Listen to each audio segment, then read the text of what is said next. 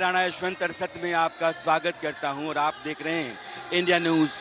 यह जो जगह है ये हरियाणा में पंचकुला का वो ग्राउंड है जिस ग्राउंड पर नायब सिंह सैनी की पूरी कैबिनेट शपथ लेने जा रही है। यानी कि हरियाणा में लगातार तीसरी बार बीजेपी की सरकार।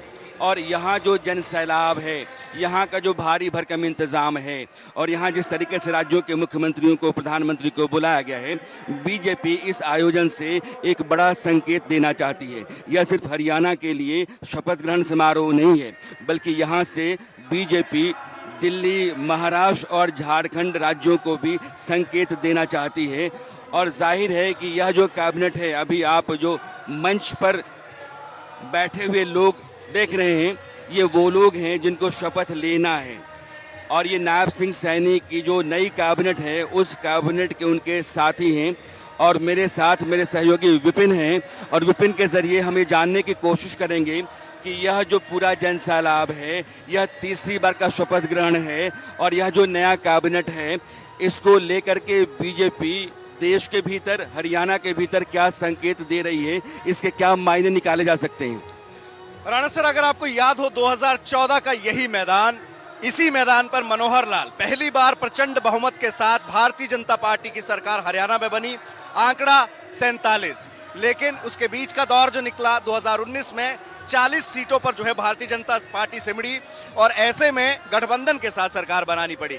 लेकिन 5 साल के दौरान अगर बात करें 24 तक का ये सफर और उसमें भी 56 दिन का नायब सिंह सैनी का कार्यकाल, आज तीसरी बार भारतीय जनता पार्टी की सरकार प्रचंड बहुमत के साथ, जो 14 में प्रधानमंत्री नरेंद्र मोदी की लहर के साथ 47 था, वो आंकड़ा 48 पहुंच चुका है। और यही कारण है कि आज भव्य शपथ ग्रहण समारोह के माध्यम से न केवल हरियाणा प्रदेश बल्कि देश के अलग अलग कोनों में एक संदेश देने की प्रयास किया जा रहा है कि भारतीय जनता पार्टी, चाहे एग्जिट पोल्स कुछ कहते हो, हवा कुछ हो, लेकिन बूथ स्तर पर अगर मैनेजमेंट की बात आएगी या चुनावों की बात आएगी तो इसी तरीके के परिणाम कहीं ना कहीं एक शक्ति प्रदर्शन का यहाँ पर करने का, दिखाने का प्रयास है। 19 राज्यों के मुख्यमंत्री, डेप्यूटी सीएम इस मंच पर आपके सामने होंगे। इसी के साथ साथ जिन राज्यों में चुनाव हैं उनके लिए भी एक खास संदेश जो है देने का प्रयास यहाँ से किया जा रहा है। विपिन, बीजेपी अपने जीत को बड़े उत्सव, बड़े उल्लास में तब्दील करती है।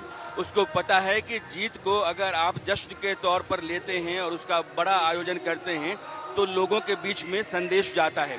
मैं आ रहा था तो देखा कि लाव लश्कर लोगों का सैलाब चलता जा रहा है, सुरक्षा के भारी भरकम इंतजाम है, कैमरे लगातार चल रहे हैं, तमाम मीडिया को बुलाया गया है।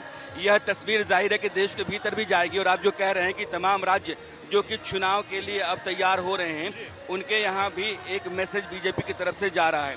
लेकिन एक बात मैं समझना चाहता हूँ कि चुनाव से ऐन पहले ये कहा जा रहा था कि कांग्रेस का पलड़ा भारी है, कांग्रेस का पलड़ा भारी है, बीजेपी के लिए बड़ा मुश्किल है जीत पाना। लेकिन 3 बार लगातार ही नहीं बल्कि सबसे अधिक सीटों के साथ तीसरी बार बीजेपी का आना, यह कारण क्या देखते हैं हम, कैसा क्या कमाल हो गया। ये जो तस्वीर आप मंच पर देख पा रहे हैं ना सर, ये कैबिनेट है और इस कैबिनेट का जो समीकरण बिठाया गया, आप चेहरे देखिए, आपको तमाम वर्गों का रिप्रेजेंटेशन यहाँ पर दिखाई देगा थोड़ी देर में। इस समय कृष्ण लाल पंवार राज्यसभा के सांसद हैं, राज्यसभा के सदस्य हैं हरियाणा से, लेकिन विधायक के तौर पर जीत कर आए हैं और मंत्री पद की शपथ ले रहे हैं। और ऐसे में उनके साथ पीछे आप देख सकते हैं श्रुति चौधरी, जाट कम्युनिटी को बिलोंग करती हैं और किरण चौधरी की सुपुत्री हैं। चुनाव लड़ा, जीती, आपके बीच में इस समय कैबिनेट की शपथ लेती नजर आ रही है। राव इंद्रजीत की सुपुत्री आरती राव चुनाव लड़ा, जीत कर पहुंची है। अहिरवाल का जीटी रोड बेल्ट और अहिरवाल, ये 2 ऐसी बेल्ट्स हैं जो कि भारतीय जनता पार्टी के लिए 2014 से ही कंट्रीब्यूट करती आई है जीत में।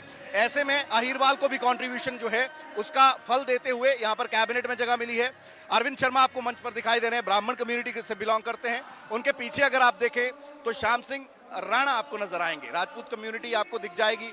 इसी के साथ साथ अगर बात करें रणवीर गंगवा आपको दिखाई दे देंगे। बैकवर्ड तमाम कम्युनिटीज, तमाम वर्गों का रिप्रेजेंटेशन। और यही कारण है कि भारतीय जनता पार्टी की ओर से अपना फोकस चुनाव के दौरान नहीं तोड़ा गया। 36 बिरादरी की बात की गई। और वहीं आप इस मंच को, अगर मैं कैमरा पर्सन से गुजारिश करूं, आप देखिए किस तरीके से देश को संदेश देने की बात हो रही है कि समाज का रिप्रेजेंटेशन कितना जरूरी है। भूतपूर्व सैनिकों के लिए अलग से जगह बनाई गई है, उसी के साथ वीर शहीदों के परिजनों के लिए अलग से निमंत्रण दिया गया है, लघु मध्यम उद्योगियों को बुलाया गया है, प्रगतिशील किसान यहाँ पर मौजूद रहेंगे, जनप्रतिनिधि, स्वच्छता सेवी, समाज सेवी। तो समाज के हर वर्ग को संदेश देने का, उनको निमंत्रित करने का काम किया गया है कि ये जीत जो है इसका सबसे बड़ा श्रेय लोगों को जाता है। और यही कारण है कि आज नायब सिंह सैनी 56 दिन के कार्यकाल के बाद एक बार फिर से मुख्यमंत्री, बतौर मुख्यमंत्री दूसरी बार शपथ लेते हुए नजर आएंगे। ये विपिन जो कह रहे हैं, चूंकि अभी जो अर्धसत्ता आप देख रहे हैं, तो दरअसल हमने शपथ ग्रहण से ठीक पहले से यह शो करना शुरू कर दिया है।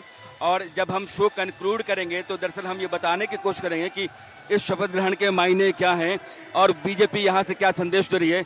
मुख्यमंत्री नायब सिंह सैनी मंच पर आ गए हैं।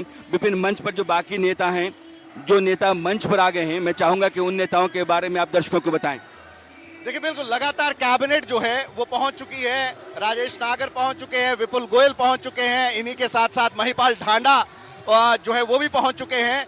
यानी कि जो खबर इंडिया न्यूज ने प्रमुखता से चलाई कि नायब सिंह सैनी कोई खाता या कुर्सी खाली नहीं छोड़ेंगे, पूरे कोरम के साथ सचिवालय के अंदर दाखिल होंगे, वही यहां पर होने वाला है। अपने तमाम मंत्रियों के साथ नायब सिंह सैनी एंट्री करने वाले हैं। और दूसरा जो मंच आप देख रहे हैं, वहां पर आप देख सकते हैं महाराष्ट्र के नेता जो हैं वो, इसी के साथ असम, मेघालय के मुख्यमंत्री, 19 मुख्यमंत्री, डेप्यूटी चीफ मिनिस्टर एक मंच पर। भाजपा शासित प्रदेशों के जो नेता हैं, ना केवल भाजपा बल्कि एनडीए के घटक जितने भी पार्टियां हैं, उनके वो तमाम ब्रांड, फायर ब्रांड नेता जो कि देश की सियासत को एक मुकाम रखते हैं, जिनकी पहचान है, वो इस मंच पर आपको दिखाई देंगे। ये एकता दिखाने का प्रयास है राणा जी कि भारतीय जनता पार्टी अपने सहयोगी दलों के साथ भी उसी तरीके से खड़ी है। और जब हम प्रचंड बहुमत के साथ भी आते हैं तो अपनी सहयोगी पार्टियों को भुलाया नहीं जाता, उनको भी इसी तरीके से मान सम्मान देकर मंच पर, शपथ ग्रहण समारोह के मंच पर बुलाया गया है, ताकि देश में एक संदेश दिया जा सके एकजुटता का। और भारतीय जनता पार्टी कहीं ना कहीं चुनावों के नतीजे से, नजरिए से देखा जाए तो कहीं ना कहीं वो तमाम चीजें, तमाम फैक्टर्स को ध्यान में रखकर ये विशाल शपथ ग्रहण समारोह इसीलिए आयोजित किया गया है, ताकि उस ताकत का एहसास अपने विरोधियों को कराया जा सके कि इसी तरीके से अगर हम जीतते हैं तो इसी तरीके से जो सरकार का गठन है वो इसी तरीके से होगा। और अपने सहयोगियों के साथ हम उस पूरी ताकत के साथ जो है, जो संकल्प पत्र हमने बनाए या लिए, उनको पूरा करने का काम किया। विपिन जो कह रहे हैं उसको समझना बहुत जरूरी है। सत्ता, राजनीति, समाज और सहयोगी, यह चारों बीजेपी बहुत बारीकी से साधती है। सत्ता हासिल करने के लिए आपको राजनीतिक रणनीति की जरूरत होती है। राजनीतिक रणनीति तभी कामयाब होगी जब समाज में आपकी पकड़ होगी और समाज के लोगों को साध करके आप वोट में उनको तब्दील कर पाएंगे। और जब सत्ता तक पहुंचते हैं तो सहयोगी जो दल हैं उनको कम से कम आप ना भूलें। तो सत्ता में बहुमत के साथ अकेले अपने बूते आप हैं तब भी, और अगर आप नहीं हैं तब भी, दोनों स्थितियों में जो सहयोगी दल हैं उन दलों को साथ लेकर के चलने से आप एक मिसाल गढ़ते हैं कि आपने ना सिर्फ अपने बूते सरकार बनाई तब, जबकि सहयोगी दलों की जरूरत थी तब भी एक सा व्यवहार रखा और एक सा बर्ताव आपने किया है। इसे का नतीजा है, या आप देखिए कि ये प्रतिबिंबित होता है इस मंच पर कि देश के तमाम राज्यों के मुख्यमंत्री जो या तो एनडीए के शासित राज्य हैं या बीजेपी शासित राज्य हैं, और पुष्कर सिंह धामी मुझे सामने दिखाई पड़ रहे हैं, और दाईं तरफ वो विधायक हैं जो मंत्री पद की शपथ लेंगे, और बाईं तरफ उन तमाम राज्यों के मुख्यमंत्री, उप मुख्यमंत्री हैं जो एनडीए शासित राज्य हैं, बीजेपी शासित राज्य हैं। तो यह तस्वीर जो भी आप देख रहे हैं वो हरियाणा की है, लेकिन हरियाणा की राजनीति के रास्ते सत्ता तक बीजेपी जैसे पहुंची है, उस सत्ता से एक शंखनाद कर रही है इस मैदान के जरिए, और वो शंखनाद दिल्ली, महाराष्ट्र, झारखंड जैसे राज्यों तक भी पहुंचे, इस बात की वो पुरजोर कोशिश कर रही है ताकि वहाँ भी हरियाणा की जीत का, हरियाणा के फॉर्मूले का, हरियाणा के श्रम का, हरियाणा की रणनीति का, और हरियाणा में जो राजनीतिक सूझबूझ अपनाई पार्टी ने, उसका असर पड़े। और बीजेपी इसी लिहाज से यहाँ पूरी तैयारी कर रही है। और ये शपथ ग्रहण के दौरान की बात, शपथ ग्रहण के बाद की बात, और जो पूरी तस्वीर सरकार के निकल करके आती है वो सरकार में शामिल लोगों के जरिए मैं आपको बताता चलूंगा। हरियाणा के लोगों का मैं दिल से बहुत बहुत धन्यवाद करना चाहूँगा कि जिन्होंने भारतीय जनता पार्टी आदरणीय नरेंद्र मोदी जी के नेतृत्व में जो पिछले 10 वर्षों का कार्यकाल रहा है, उस कार्य के ऊपर अपनी मोहर लगाई है, और बड़ा विश्वास आदरणीय मोदी जी और डबल इंजन सरकार के ऊपर हरियाणा के लोगों ने व्यक्त किया है। मैं दिल से बहुत बहुत धन्यवाद करता हूँ। और मैं ये भी कहना चाहूँगा कि आने वाले समय के अंदर हमारी सरकार मजबूती से आदरणीय मोदी जी के साथ मिलकर के हरियाणा को तीव्र गति से आगे बढ़ाने का काम हमारी सरकार करेगी। समय जैसे से आगे बढ़ता है, तस्वीरें बदलती हैं तो उसके मायने थोड़े बहुत बदलते हुए से आपको दिखते हैं।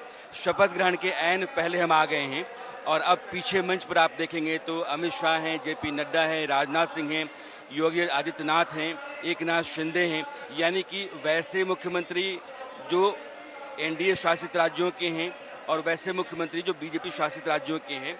हम पहले भी कह रहे थे कि बीजेपी ने अपना पूरा कुनबा जो एनडीए का होता है उसको जोड़ रखा है और मंच पर जमा करके रखा हुआ है। यह जो मंच होता है, यह मंच ही यहाँ का मैसेज होता है। और आप जितने यहाँ के इंतज़ामात देखेंगे, जो व्यवस्था है, उसमें बीजेपी की आपको झलक दिखेगी। जैसे ऊपर आप देखें तो केसरिया रंग जो है ना, वो चटक आपको साफ साफ दिखाई पड़ता है।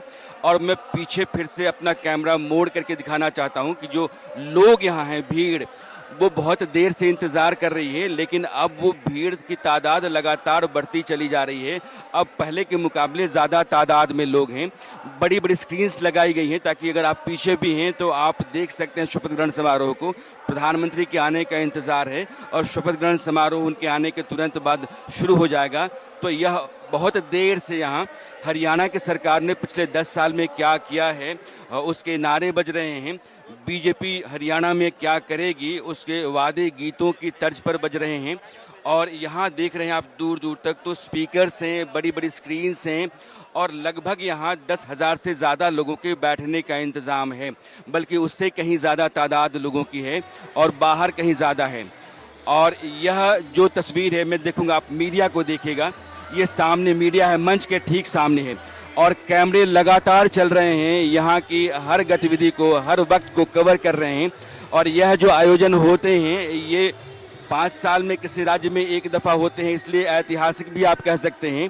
और यहाँ की हर तस्वीर जो है वो समय के साथ साथ बनी रहेगी, यानी कि समय की पीठ पर यह तस्वीरें बैठ जाती हैं और जब कभी भी आप समय को पलट कर देखते हैं तो आपको इनसे होकर के गुजरना होता है और वक्त को समझना होता है। अब जो वीडियो चल रहा है सामने स्क्रीन पर, वह भी वीडियो बीजेपी की जीत का है।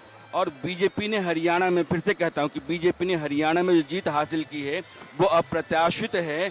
और इस जीत के मायने बीजेपी इतनी मजबूती से गढ़ना चाहती है कि देश के भीतर वह जो लोकसभा चुनाव के बाद एक टूटन आ गई थी, एक फिसलन आ गई थी, नरेंद्र मोदी के नेतृत्व में बीजेपी और एनडीए कमज़ोर पड़ता हुआ सा जा रहा है, यह बात कही जाने लगी थी, उसको ध्वस्त करके जो पुरानी मजबूत छवि है, जो नरेंद्र मोदी की इमेज है, उसको फिर से स्थापित करने का यह बड़ा प्रयास है।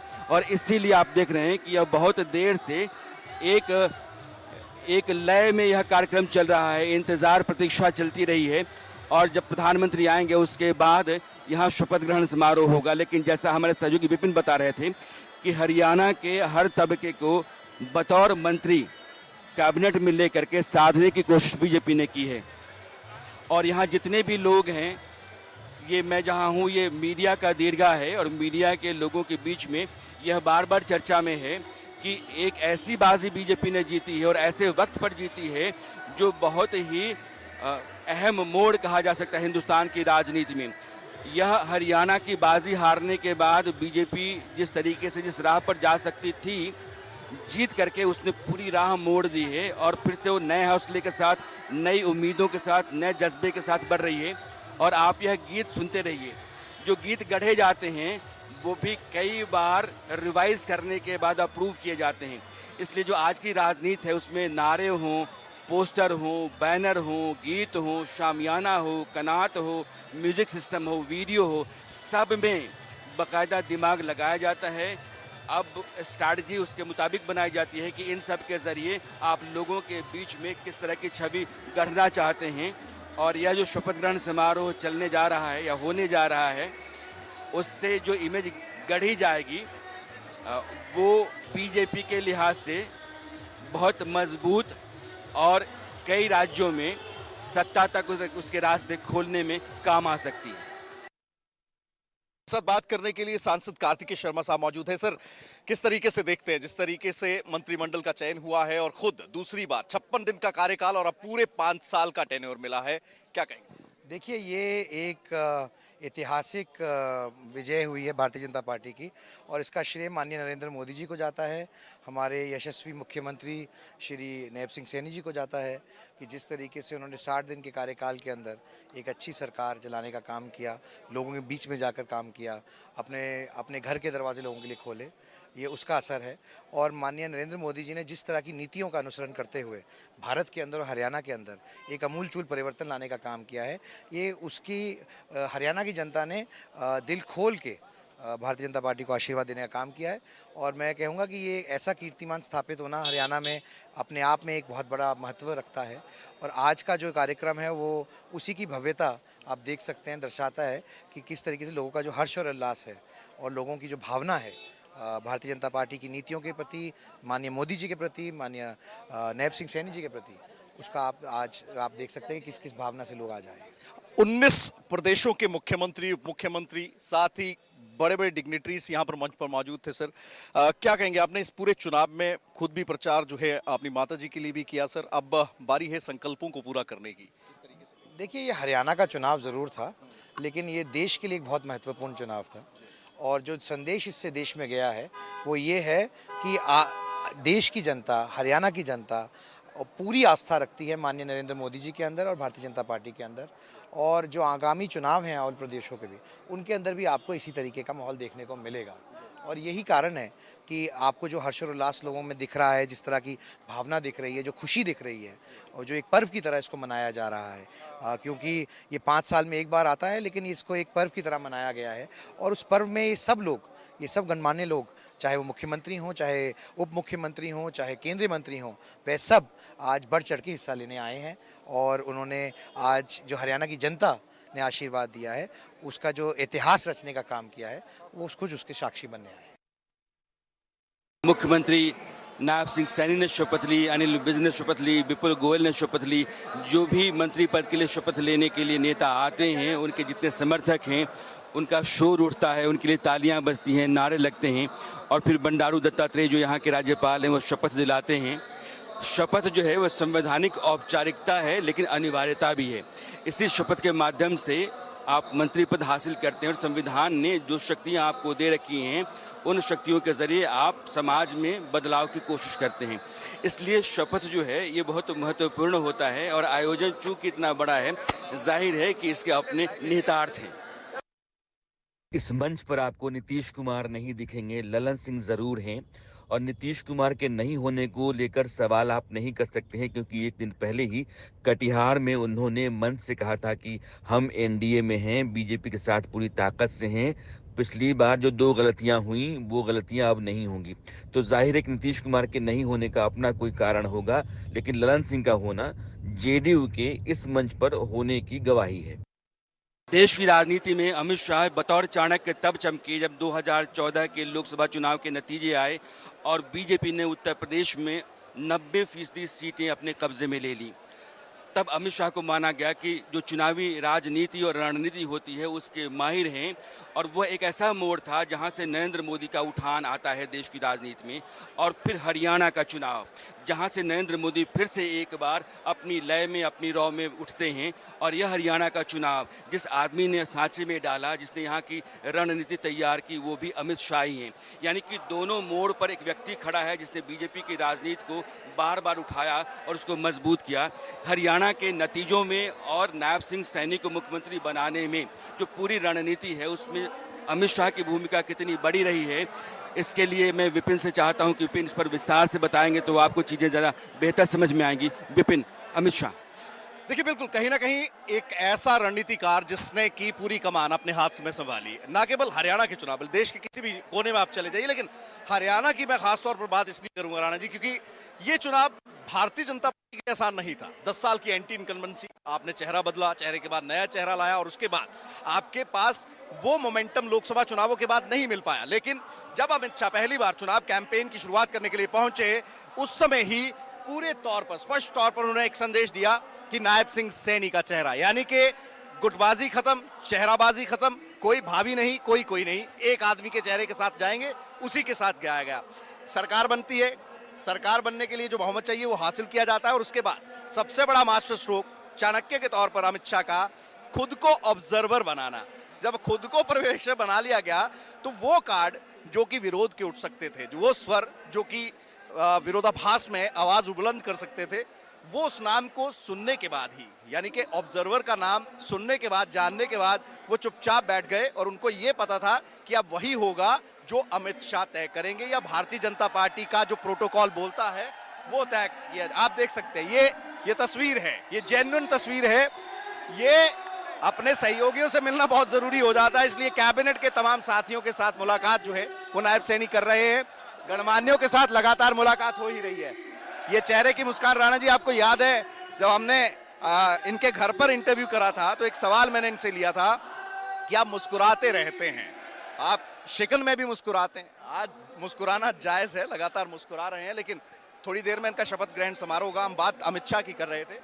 ये जो चेहरा साथ में बैठा है केंद्रीय गृह मंत्री के तौर पर, पर्यवेक्षक के तौर पर, कुछ चीजें ऐसी भी थी कि विरोध के स्वर उठ सकते हैं, दो तीन विधायक खड़े होकर किसी और का नाम प्रपोज कर सकते हैं, लेकिन अमित शाह के आने के बाद वो विरोध पूरी तरह से खत्म हो गया, उस नाम के आने से बाद ही। दूसरी रणनीति देखिए, सबसे पिछली बार जब नायब सिंह सैनी का नाम आया, सबसे पहला विरोध जो किया या जो नाराजगी दिखाई वो अनिल विज की ओर से दिखाई गई थी। अनिल विज कैबिनेट में भी लिए गए थे, लेकिन इस बार भी बार बार अपना नाम वो उछाल रहे थे। वो लगातार प्रचार में उनकी ओर से ये कहा गया, लेकिन बाद में उनका ये कहना था कि चुनाव जीतने के लिए मुख्यमंत्री बनना पड़ता है। और खुद नायब सिंह सैनी का ये कहना था कि 90 के 90 खुद को मुख्यमंत्री बताएं, मुझे कोई आपत्ति नहीं है।